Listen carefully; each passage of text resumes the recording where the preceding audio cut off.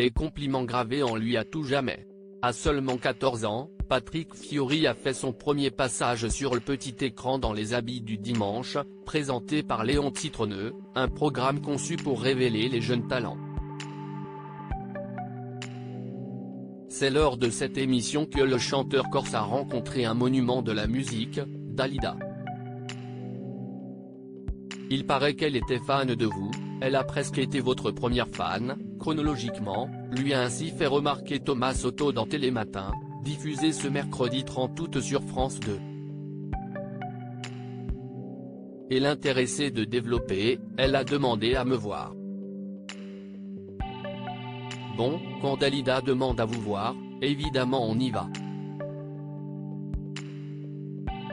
Le coach de The Voice s'est alors entretenu durant de longues minutes avec l'interprète de Parole, dans sa loge.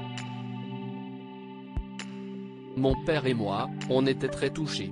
Elle m'a parlé pendant presque 30 minutes et ensuite elle a demandé à ce que mon père sorte, elle voulait vraiment être dans l'intimité, et elle m'a dit des phrases magnifiques que je garderai pour moi, c'est un cire mémoré, non sans émotion, l'époux d'Ariane Quatfage, ex-Miss Rhône-Alpes 1999.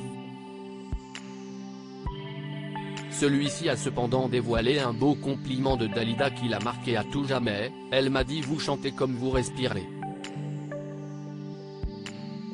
Quand on est jeune garçon, c'est improbable. J'avais une sorte de bénédiction, je me suis senti bichonné à ce moment-là et je me suis dit que, peut-être, avec ses conseils, avec cette tendresse dans les yeux, j'allais être un peu plus sûr de moi. Supérieur à Dalida, Alain Delon, Michel Drucker.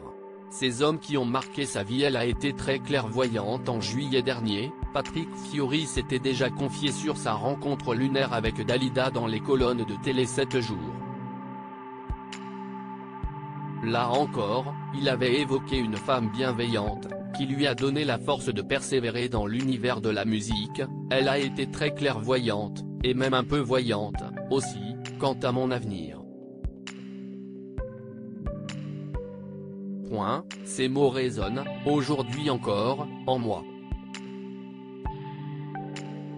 D'ailleurs, celui qui a participé au célèbre concours de l'Eurovision en 1993 a rendu hommage plus d'une fois à la chanteuse disparue en 1987 en reprenant sur scène ses plus beaux titres, à l'image de Comme Prima ou encore de Par le plus bas. Article écrit en collaboration avec 6 Médias Crédit Photo, capture d'écran Télématin France 2.